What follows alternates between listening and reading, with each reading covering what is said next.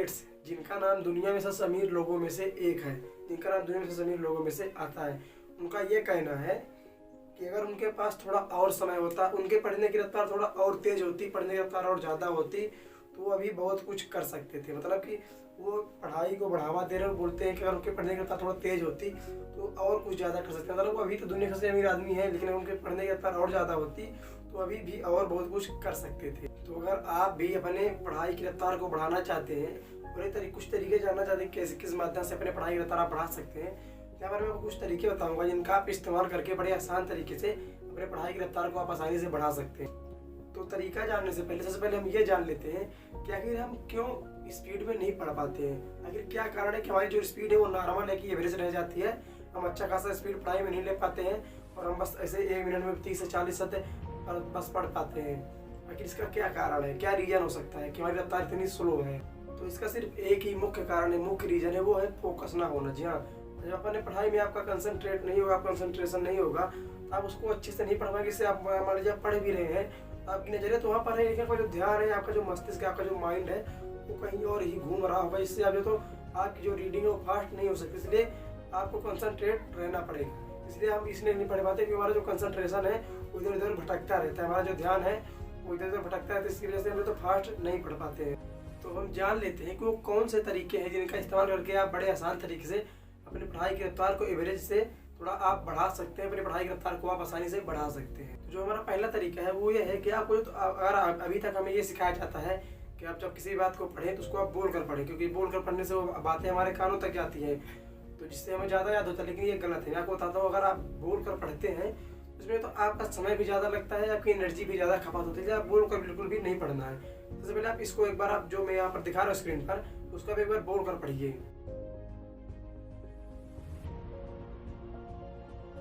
अब इसको दोबारा बिना बोले आप मन में पढ़िए। दोनों में आपको कुछ डिफरेंट दिखा? हाँ दिखा, क्योंकि जिसमें आप बोल कर पढ़े हैं उसमें जो क्या हुआ कि वहाँ पर आपकी जो रफ्तार स्लो हुई। जब जैसे आप बोलते हैं, पहले आप बोलते हैं फिर आपके अंदर से निकलती है, वहाँ पर जो हमारी रफ्तार वहाँ पर स्लो हो जाती है। और हमारे जब अपने मन से पढ़ते हैं, अंदर से पढ़ते हैं, चुप होकर पढ़ते हैं, तो लगातार पढ़ते जाते हैं कंटिन्यू। इसलिए बोल कर पढ़ना बिल्कुल भी बंद कर दें। अगर आप ऐसा करते हैं, आपकी आदत बनी हुई है बोल कर पढ़ने की, तो आप धीरे धीरे इस आदत को खत्म कर सकते हैं और अपने पढ़ाई की रफ्तार को आसानी से बढ़ा सकते हैं। अब जो हमारा दूसरा तरीका है वो ये है कि उंगली रख कर पढ़ें। उंगली या आप मान लीजिए आपके पास पेन है, तो आप इस्तेमाल जब कुछ भी पढ़ते हैं, अगर आप ऐसे बिना कुछ रखे पढ़ते हैं तो आप पढ़ते पढ़ते जो तो आप दूसरी लाइन से तीसरी लाइन चौथी लाइन पहुंच जाएंगे और आपका ध्यान जो है तो भटक जाएगा, वहाँ से आप मेन लाइन में आप नहीं पहुंच पाएंगे। लेकिन अगर आप उंगली रखकर पढ़ते हैं, अपने पेन को जहाँ पढ़ते जाते हैं उसी आप खसखसते जाते हैं, आपको समझ में आता है कि आप कहाँ पढ़ रहे हैं, क्या पढ़ रहे हैं। आपका ध्यान भी उसी में रहता है, आपका कंसंट्रेशन भी उसी में लगा रहता है। इसलिए आप जितना ज़्यादा हो सके आप उंगली रख कर रखिए। आपके पास पेन हो, आप पेन रख कर पढ़िए। अगर आप ऐसा करते हैं, जो आपका ये ध्यान है, जो हमारा मस्तिष्क है, जहाँ पर अपना पेन रखेंगे, आप अपनी उंगली रखते हैं, वहीं पर इसका ध्यान, हमारा जो ध्यान है वहीं पर लगा रहता है। इसलिए ज़्यादातर जहाँ तक आप हो सके तो आप उंगली का प्रयोग जरूर करें। तो अगर आपकी आदत नहीं है उंगली रखकर पढ़ने की, तो आप इस आदत को लगाइए अपने अंदर, इस आदत को बनाइए।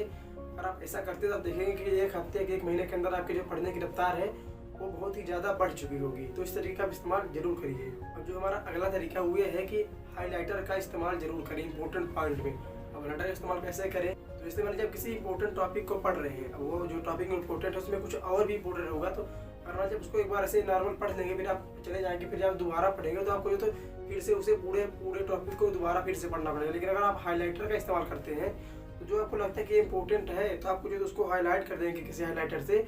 जब जैसे ही आप दोबारा उसको पढ़ने जाएंगे तो आपकी नज़र से पहले वो हाईलाइटर जिससे आप वहाँ पर हाईलाइट किए रहेंगे, तो जो आपकी नज़र है और आपका जो ब्रेन है फटाक उसी जगह चला जाएगा और आसानी से आपको याद आ जाएगी मैंने इसको पढ़ा था, ये सारा टॉपिक इसमें है। तो इसलिए हाईलाइटर का इस्तेमाल पढ़ते समय जरूर करिए। अगर आप ऐसा करते हैं तो जैसे जो हमारा दिमाग है वो इस चीज़ों को ज़्यादा ऑब्जर्व करता है, इसलिए हाईलाइटर का इस्तेमाल पढ़ते वक्त जरूर करें और इंपॉर्टेंट पॉइंट में हाईलाइट जरूर कर दें। अगर आप हाईलाइटर का इस्तेमाल नहीं करना चाहते, आप हो सके तो या कि पेंसिल ले लें या कि पेन ले लें, और जहाँ आपको इंपॉर्टेंट लगे तो उसके नीचे आप अंडरलाइन करते चले जाएँ। ऐसा करने से आप देखेंगे कि आपकी जो पढ़ने की रफ्तार है वो बहुत ज़्यादा पढ़ने की रफ्तार में आपको सुधारा जाएगा और बहुत अच्छे से आसानी से उस चीज़ को याद भी कर पाएंगे और समझ भी पाएंगे। क्योंकि जब आप दोबारा वहाँ पर जाते हैं तो आपको अगर आप हाईलाइट नहीं करते हैं तो आपको तो उस पूरे टॉपिक को पढ़ना पड़ेगा। लेकिन अगर आपने उसको हाईलाइट कर दिया है, जैसे आप उस टॉपिक पर दोबारा जाएंगे, वहाँ पर हाईलाइट की चीज़ें फटाक से आपके दिमाग में चढ़ जाएंगे और आपको याद आ जाएगी मैंने इसको इस तरह से पढ़ा था। तो अगर इस तरीके से अगर आप हाईलाइटर का इस्तेमाल करते हैं तो आपको तो पढ़ने की क्षमता तो बढ़ेगी, लेकिन आपको याद करने की भी क्षमता आपको बढ़ जाएगी। तो अब जो हमारा अगला तरीका है वो ये है कि किताब को चेक करना। आप किताब को कैसे चेक करना, जैसे मान लीजिए जब किसी भी बुक को पढ़ने जा रहे हैं, अगर वो किताब आपके काम की नहीं है तो वहाँ पर आपको बोरिंग महसूस हो जाएगी। इसलिए सबसे पहले आप बुक को चेक करें कि बुक आपके लायक है कि नहीं है। जो वहाँ पर जो विषय शुरू में दिए रहते हैं, आप उन विषय को देख लें कि विषय में क्या है, कौन सा चीज़ इंटरेस्टिंग है। आप मान लीजिए पूरा इंटरेस्टिंग नहीं लग रहा है तो आप पूरे को मत पढ़िए। जहाँ आपको इंटरेस्टिंग लग रहा है कि ये टॉपिक इंटरेस्टिंग है तो आप फट से वहाँ पर जाइए, आप उसको पढ़िए। लेकिन अगर मान लीजिए आप पूरा पढ़ रहे हैं, आपको इंटरेस्ट नहीं लग रहा है इसमें पढ़ने में, तो वहाँ पर आपको तो बोरिंग महसूस होगी और आपका ध्यान नहीं लगेगा और उसमें आपका ज़्यादा समय भी बर्बाद होगा। जिससे पहले आप चेक कर लें किताब आपके पढ़ने लायक है कि नहीं है। अगर है तो आप पढ़ें और बिल्कुल ध्यान से पढ़ें, आपको जो आपकी रफ्तार है बिल्कुल बढ़ जाएगी। अगर आपके लायक को किताब नहीं है तो अगर आपको तो बोरियत महसूस होगी। इसलिए सबसे पहले किताब को जरूर चेक करें कि आपको पढ़ने लायक है कि नहीं है। तो यही कुछ तरीके हैं जिनकी मदद से तो आप अपने पढ़ने की रफ्तार को बड़ी आसान तरीके से बढ़ा सकते हैं और याददाश्त भी अपनी आसानी से बढ़ा सकते हैं। तो इसके अलावा मैं आपको कुछ सलाहें देना चाहता हूँ पढ़ाई के रिलेटेड कि आप रफ्तार कैसे बढ़ाएं और ध्यान कैसे लगाएं। जो हमारा सुझाव है आपके लिए वो ये है कि आप किसी भी किताब को टाइम पास के लिए बिल्कुल भी ना पढ़ें। आप उस किताब को ऐसे पढ़ें, इस मकसद से पढ़ें। जैसे मान लीजिए आप उस किताब को पढ़ रहे हैं, इसके बाद आपको उस किताब को किसी को समझाना है, आप इस मकसद से पढ़ें।